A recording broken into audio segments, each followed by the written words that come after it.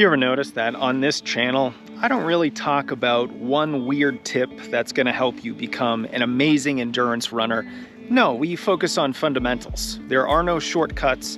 It's just a lot of hard work. And I've always found that a lot of runners have a lot more potential to get better, to become much faster runners than they ever thought possible by focusing on their weaknesses.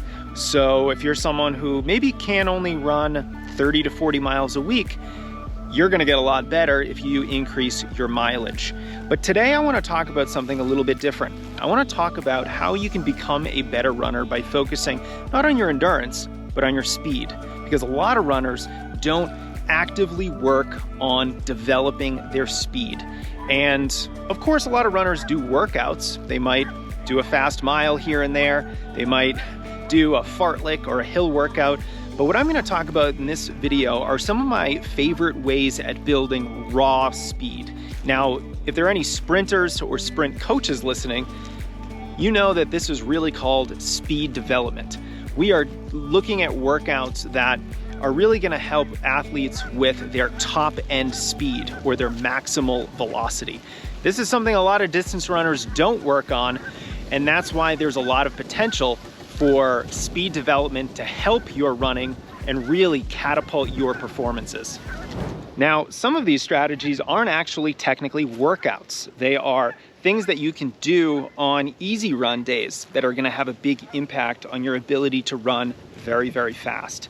And one of those is strides. Now, strides are so fundamental. I've seen middle school track teams running strides. I have seen some of the best indoor and outdoor track athletes in the world running strides, and everyone in between. Strides are simply accelerations where you start at maybe about, a jog, and then you build to about 95 or 98% of your maximum speed. You hold that for only about 2 seconds, and then you coast to a stop. It's a nice bell curve of effort where you get to practice running fast without it really being very difficult. I love strides, and if you're someone who's not doing strides yet, I think everyone is ready for strides, no matter if you just started running yesterday or if you've been running for 6 decades. You can get started with strides about 2 or 3 times a week. Do them after your easy runs, start with 4, and I know in about 3, 4, 5 weeks, you're gonna already start feeling a little bit better. Now, something that's similar to strides are hill sprints. They're a little bit shorter. They're done by time rather than distance. And hill sprints are about 8, maybe 6 to 10, let's say 6 to 10 seconds of maximum effort running up a very steep hill. So what you're gonna do is you're gonna find a very steep hill. You're gonna run up that hill for maybe 6 or 8 seconds as hard as you can. You are gonna try to sprint at maximum effort.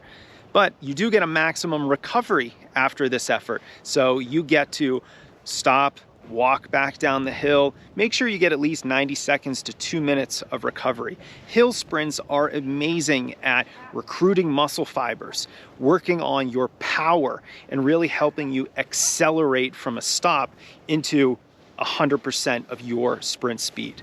Hill sprints are a little bit more challenging than strides, so I'd suggest that you get started with them after you've gotten comfortable with strides. And for most runners, you probably don't have to do them more than about once a week. Now, if you are a more advanced runner, you could do formal speed development workouts.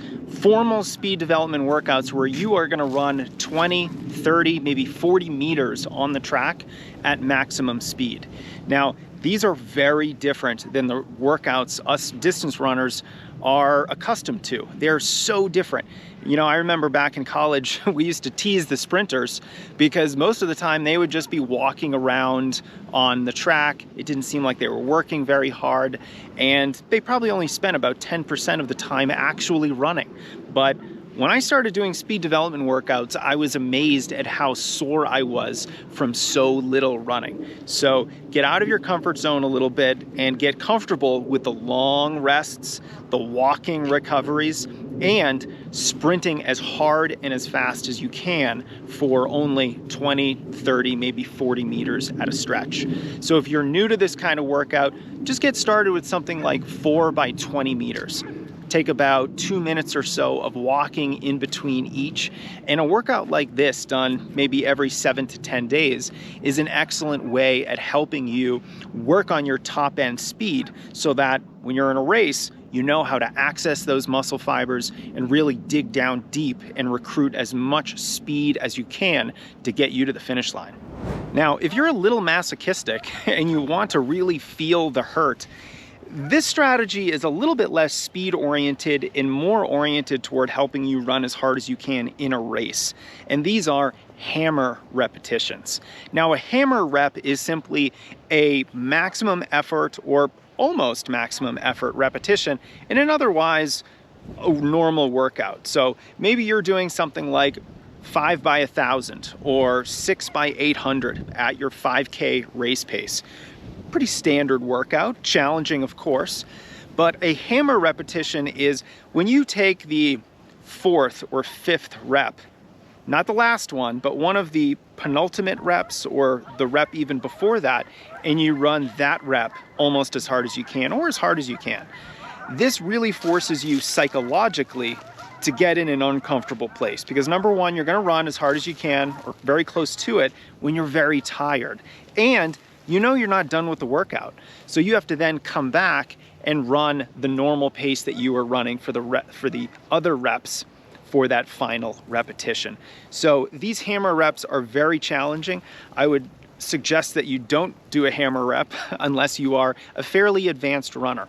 But if you are an advanced runner and you do want to maximize your performances, I think hammer reps are great for learning to run hard when you're very tired and learning to do that psychologically when you probably don't want to. And my final strategy for building more speed into your training are very short hill repetitions. Now, these aren't going to be as short or as fast as hill sprints. Hill sprints are their only, they're their own breed of type of speed workout.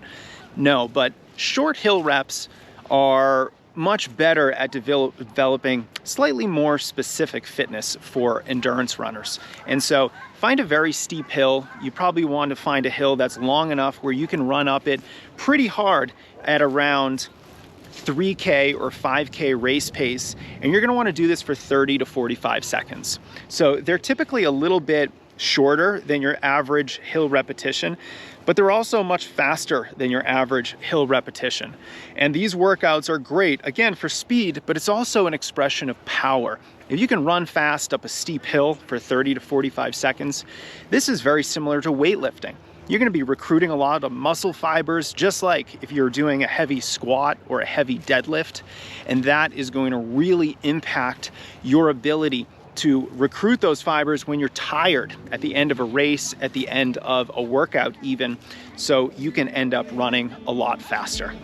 All right, runners, there we have it. This is your introduction to speed development for endurance runners.